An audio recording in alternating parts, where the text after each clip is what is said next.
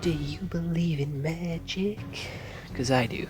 And today we're taking a look at Frieren, The Journey's End, After Journey's End. And I am only now just clicking what that title actually means. After Journey's End, which is Frieren continuing her journey after her main journey with her band of men has ended. So, that's actually really clever. That's actually really smart. So props for them for making a really good title that my slow ass has only just worked out. But Frieren is a 26 to 28 episode anime, which has one season which you can watch on Netflix, roughly at 20 minutes each. So it was quite a long one, and this thing will take you 7 to 8 hours to complete. Maybe 9 because of how long this fucking thing is, but it is definitely fucking worth it. So without any further delay, let's head over to Google and see what they have to say. So Frieren Beyond Journey's End is an anime with one season, like I mentioned, which you can watch on Crunchyroll, Amazon Prime, and YouTube. And the story actually starts with Frieren ending her journey with her band of characters. They've slayed the Demon King, and then she goes off. She comes back 50 years later with a human character, and they go on one last journey to see the meteor shower, which comes around every 50 years. The human guy then dies, with the priest character not so long after, and the priest character gives off the child, which he adopted, to Frieren because she's an up-and-coming mage. So then they go traveling, looking for new spells, looking for new cool items which they can buy, and they go around to a load of different villages, and then they meet the dwarf's apprentice, who's actually really fucking strong, and who's actually a coward, but is better than Zenitsu. And then he joins the crew, and they keep going around, visiting new towns, new villages, helping them out where they need to by clearing up beaches in rewards for new spells, and finding special flowers. And Frieren is an elf, so she lives for thousands upon thousands of years, whereas her apprentice is a human. So what may seem like a mere week not like a mere week, but a short amount of time for Frieren will be quite a long time for her little apprentice. And in doing that, it can cause some frustration, and we do also have a couple of character moments, because we have a priest join them for a little bit, who is one of my favorite characters, and I am upset that he did end up leaving. And Frieren then ends up doing this magic tournament thing, this magic assessment to get a new magic license, and the only one to get it is her apprentice, and that's where the series ends, really.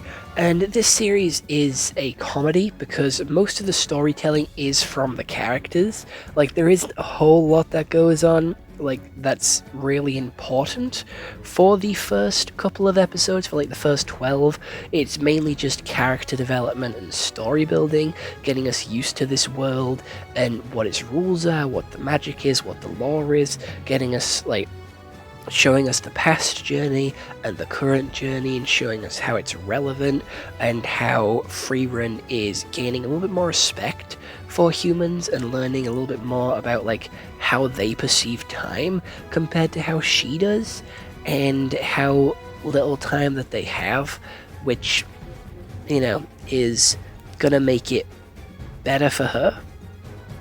And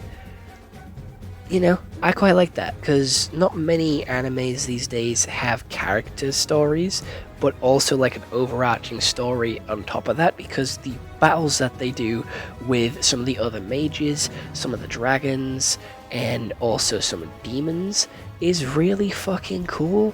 The battles do look fucking stunning, and I just love how silly the show can be, but then also how serious it can take itself when it needs to be, with the sort of side adventures which don't really matter to the main quest. We can have redhead and that purple hair sort of get on and then argue and then go in a mood with each other and then need to like forgive each other, but they'll be like moody at each other for like such a silly reason. But again, you can understand both sides of it, and I liked that because it gave a lot more like realistic vibe to it, so it is more understandable.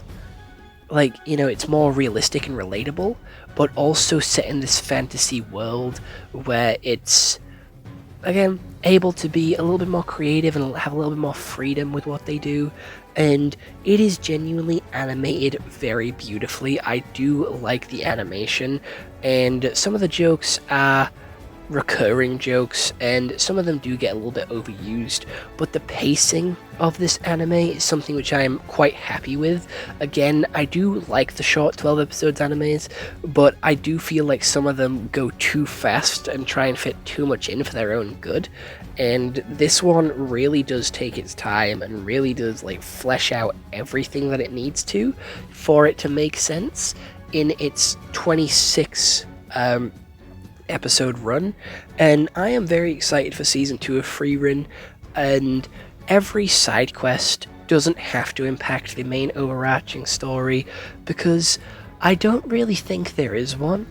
I am gonna be honest, like, I don't think there is a main overarching story. There's like overlapping elements which they're sort of building towards, like again getting that magic license towards the end, but I don't think there's really an end goal here. Like, Frieren's just going around enjoying life, trying to learn as much magic as she can to document it all, and then learning to appreciate, like, everything that she's been through, and just looking back at her life and her adventure with her other, like, group of friends. But I think she should be more focused on this current group of friends, because she may be focusing too much about the past, that she does miss some key moments that she could be experiencing right now with her new, like, adventure party, her new friends. And there is some moments where, like, it does look like that, but she does actively care for them. Like, you can see that she does care for her, like, apprentice and the redhead, because she buys them gifts, and she's always trying to look out for them. She's always trying to, like, have their best interest at heart. But she's also a relatable elf, with her wanting to, you know, stay in bed till, like, 12. Fair enough. I can't argue with that. I am more of a night person myself as well. And then also having constantly naughty hair, again, can relate. I am productive once I'm awake, but it's just getting awake, which is the issue. But I like that. I think it's quite good and quite confident of them to do this, and to sort of show the good side and the bad side to the characters. And again, the relationship side to it with the redhead and the purple head character are again also very relatable things, with how boys stereotypically don't enjoy going shopping with girls, because girls stereotypically take a while to go shopping, and in my experience they do take fucking light years to go shopping and to walk around Primark or even fucking WH Smith's or fucking Boots or Superdrug, and they want to go around every single store going, when I just want to go to one and then it's a quick in and out because I know exactly what I want. Shopping is a big thing in this show, and then also personal space and sort of understanding each other is also a great thing, and sort of learning to give and take. Again, so this show does have some great messages and some great meanings behind some of their little side stories, and there's a lot of life lessons in here, which, again, I wouldn't expect from a show about an elf trying to learn magic, but it is, again, a very useful, very creative show. And again, it does take its time with its world building to make sure that the world is built very nicely, and how there is elements of each episode that do carry over. They're not just like making something up to have it plot relevant for one episode and then changing it because the plot desires it next episode. They're keeping it all consistent and like constant, which is really, really well done. And it gets you sucked in and engaged with it, and all the characters are actually likable in this one. Like, no one's overly obnoxious, no one's like dislikable. They are all great in their own way, and they all have their flaws and they all have their strengths. Where, as I don't like Zenitsu because he's constantly a whiny little bitch.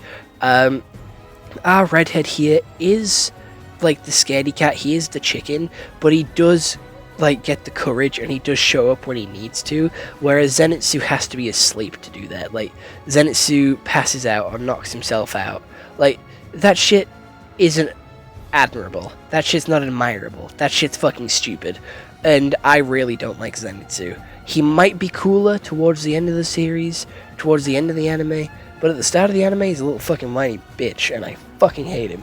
I genuinely don't like fucking Zenitsu. He is so shit. And my boy Redhead over here, I genuinely can't remember the name for the life of me, is like my favorite character. Like, I fucking love this guy. He's sick as fuck.